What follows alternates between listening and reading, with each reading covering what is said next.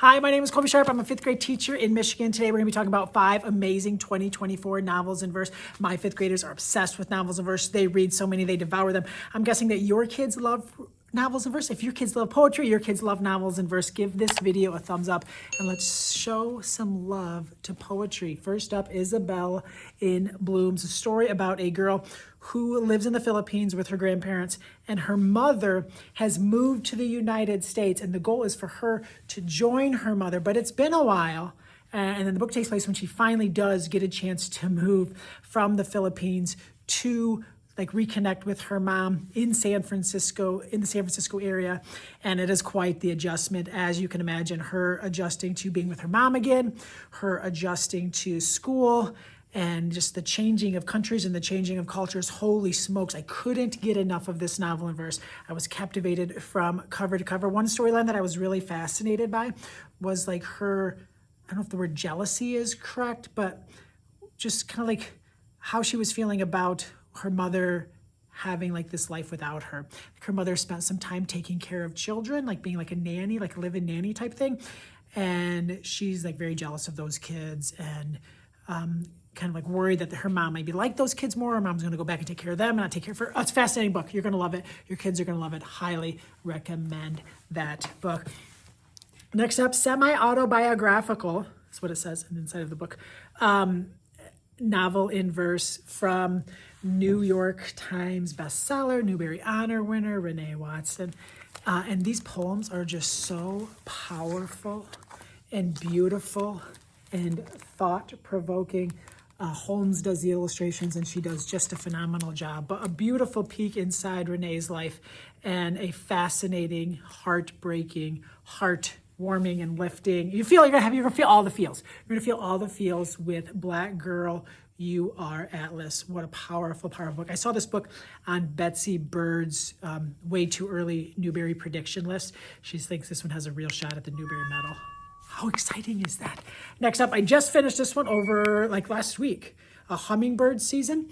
And for a while, I did not like reading books that took place during those lockdown days of COVID, the first, few months. And there were some really good ones, but I wasn't ready to go there. But I love this book and I was ready to go back to that time and revisit it and watch this kid, Archie, and what it was like for him and his brother and his parents during this time, and how hard it was for him to adjust to quarantine. He actually didn't hate it, but he also didn't love it, and his brother was really flourishing, but it got harder and harder for Archie. But Archie has asthma, so he can't even go play with kids outside. It's a fascinating book, and then he sees this hummingbird and he kind of becomes obsessed with hummingbird and gets some hummingbird feeders, and it kind of brings the family together in this beautiful, beautiful way. Hummingbird season was really an awesome story. I'm excited to book talk this one to my fifth graders. I think there's some kids in here who are going to love it. My fifth graders, I think, were first graders when we got sent home. How wild is that? Next up, and then boom, I've actually read this book twice by Lisa Phipps. She wrote Starfish, which is one of the hottest novel in verses in my classroom. Kids love it and can't get enough of it. I only have one copy and I need 2. But this is her latest book. It's about a boy named Joe who's lives with his grandmother, and they're so tight, and mom gets kind of leaves and abandons him and then comes back and then is gone, and it's really a sad, sad situation.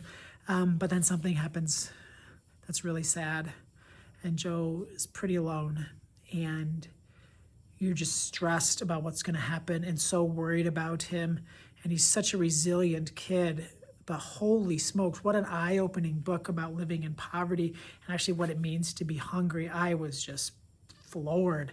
And then I read it aloud and my fifth graders were mesmerized. The entire story, the entire book, they loved every second of it. Lisa Phipps just has a beautiful way of telling story and getting us hooked. And she's written 2 of the worst moms in children's literature the last 5 years. 2 of the worst. And I actually had a girl who read Starfish right after this, and I asked her which mom was worse.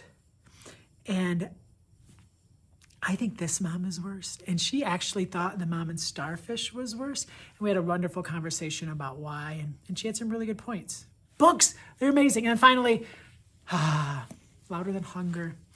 My friend wrote this book, John Shue, and it is the story of a boy named Jake who has this voice that is telling him that he is not worthy, that he shouldn't take up space, that he doesn't belong. And so Jake is struggling with anorexia nervosa and eventually has to be admitted into the hospital. And this 500-page novel in verse takes you through his journey to try to fight back against the voice, to reclaim his life, and to get to the point where he's going to be okay. And it is just a all-encompassing book. Like when you're reading this book, like you are just in it completely. You are with him, and you are cheering for him, and you are worried about him, and you are thankful that you get a chance to spend so many pages with him. So I hope that you'll read Louder Than Hunger. I hope that you'll read And Then Boom. I hope that you'll read Hummingbird Season. I'm hoping you'll read Black Girl, You Are Atlas. And I'm hoping you will read Isabelle in Bloom.